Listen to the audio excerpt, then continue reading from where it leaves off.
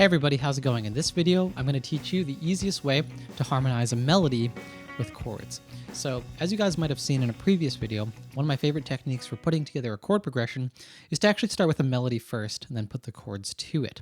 For example, we could take a melody like this, super simple, and we could use these notes as the upper notes in a series of unknown chords. So I could harmonize these notes with something like this, this, this,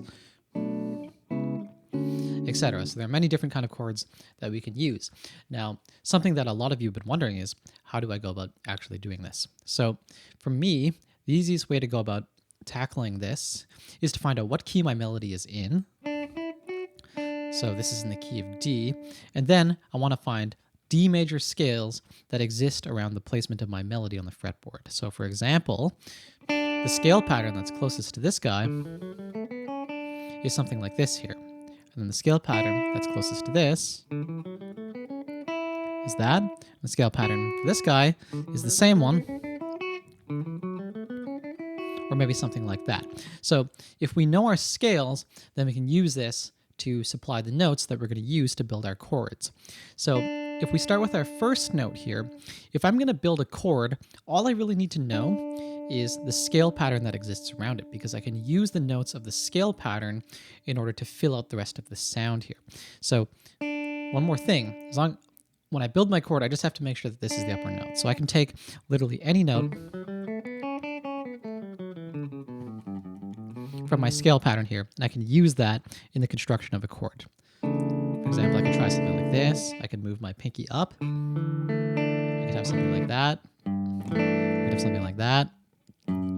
So I'm just hitting notes that come from my scale pattern. I'm not even thinking about what they exactly are. So some are going to sound better than others, but that's kind of the fun of the artistic process. It's coming up with different kinds of sounds. You can also try like adding in open notes too, and that might help to change the color. So these are all right as long as they come from the scale and the melody note is the upper note in the chord. So again, when you're picking the chord that you want to use, this is really subjective to what your overall goals are with the progression that you're writing and maybe the context in the song that you might be working on. So right now I like this color, and this is just purely an artistic choice. It's not right or wrong. It comes in the key, and that's all I need to know. So for the next note, we're going to do the same thing, and I'm going to find a chord to fill out the rest of this sound here. So we'll keep, again, this guy in the upper register. So we come from this scale pattern here.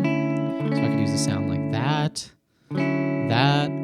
I could try, let's see, what could I do? It's kind of different here. I could move into this scale pattern, the one from before, and play a chord shape like that, or maybe something like that. We could try this, or maybe that. So we're getting a lot of different colors, but with all of these sounds, the melody note is really powerful and important because that's the thing that our ears are drawn towards. So any of these colors are going to work as long as we keep that melody on the top here. So a lot of good options. Like we'll say we had that from before, and I think I like this one, or maybe this one. And my choice of chords is again going to be based on my aesthetic preferences and my tastes. That's part of how you develop your own sound. You pick chords that kind of match your sound that you're trying to develop.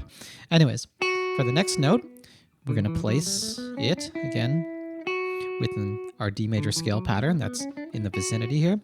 So we could use that one or this one. And then we're going to create some chords. So we could use this sound here. We could try this. I could try just all of the notes on the 7th fret. That's interesting. We'll try that. So this is a really good scale exercise too, because it really forces you to exercise your knowledge of the scale and see the scale patterns in unique and creative ways here. So for me, this is, I think, still a great exercise because I'm trying to really find something that I've never done before here to harmonize this. So maybe I'm going to actually tackle this note coming from this scale pattern. That'll give me some different looks, different colors. So again, we want to decide on one of these. I like this. So now we have a chord progression that goes like this, this, and that. Interesting. So maybe I want to tweak it a little bit. Okay, I like that. So that fits my artistic preferences here. So one last tidbit on scale patterns. As you can see, in my opinion, this is the easiest way to go about doing this, but there's still one big piece of assumed knowledge. You need to know your scale patterns.